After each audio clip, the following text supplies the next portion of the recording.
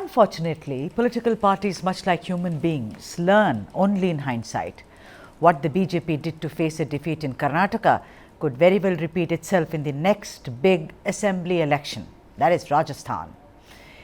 In focus today are, of course, the two men of the Congress party in Rajasthan, Gehlot and Pilot.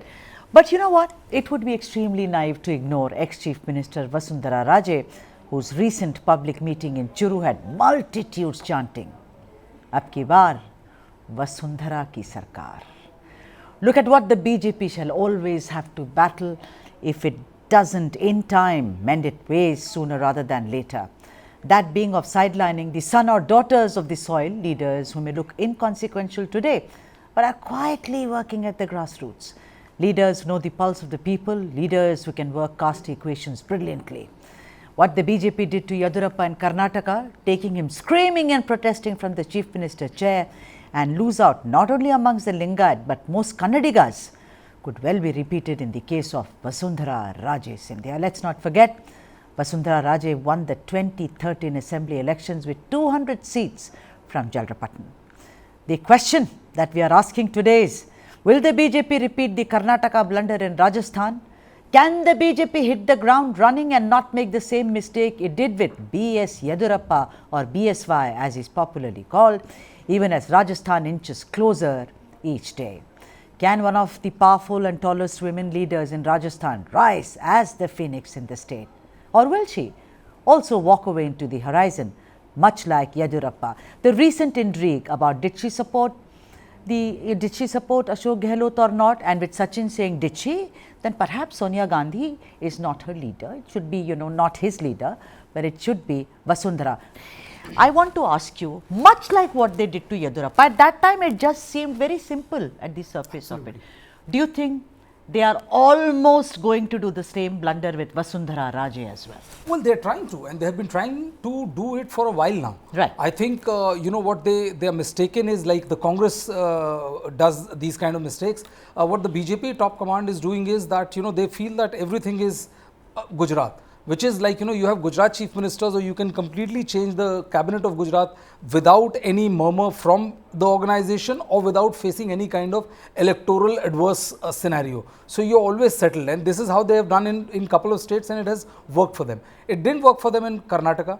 Because because usually, as it happens with palace intrigues, you have all kind of theories floating that you want to undergo generational change, and that is the reason why they chose to do this just before election.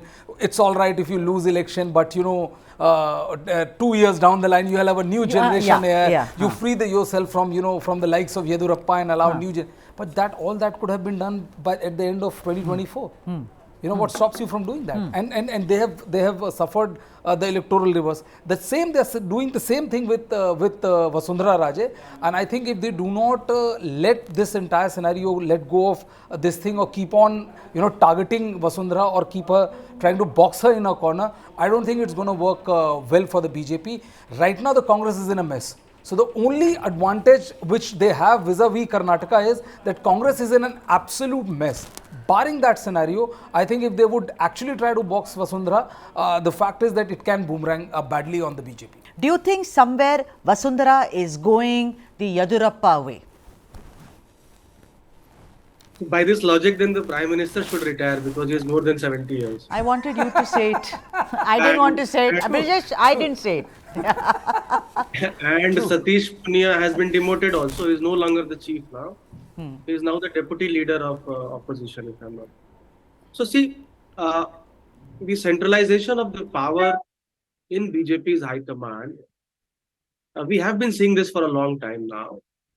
And the BJP, what here it feels is that since there is a revolving door mechanism in Rajasthan and there is infighting in Rajasthan Congress, the BJP stands to win. And for that reason, why should they project or make the hands of a local leader like Vasundhara Raje stronger? So that is the feeling of the central or the BJP high command now, as it is called.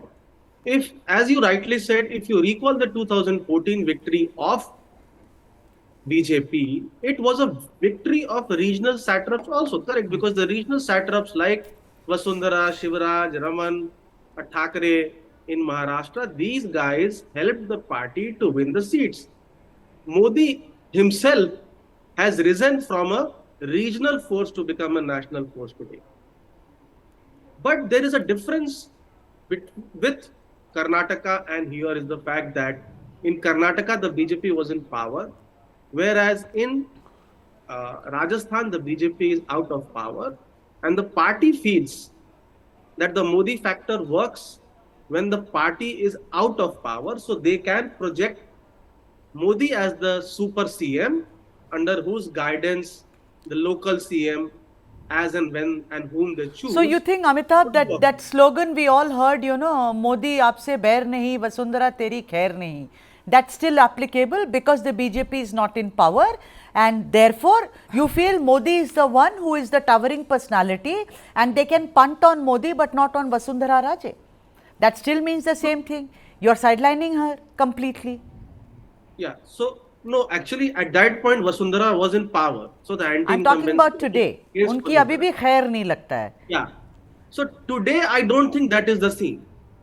Today she is the most popular leader amongst all the leaders in BJP. And the most important thing which we are all forgetting is the women vote bloc. Women today increasingly are playing an important role in electoral results. Absolutely. Even in Karnataka, 11% more women voted for the Congress, and that translates into the majority part of the lead. Are people underestimating that woman, that is Vasundhara Raje? Do they think that because of her hubris, because she's arrogant, because she's not very popular, not pliable, she can also be asked to sit in one corner? Well, if the BJP intends to do anything of the sort, they should identify someone with equal leadership potential and charisma. Now, that is nice to say in theory, but amongst the possible contenders in Rajasthan, there simply aren't any.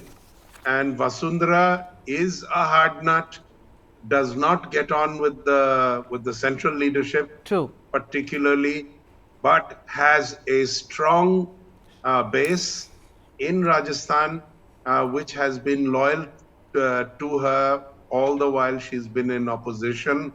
She gets on well with Gaylord, as it happens, lives next door to him, and I think they give each other advice whenever possible. So she is a seasoned politician in Rajasthan, used to holding power. She's been there twice already.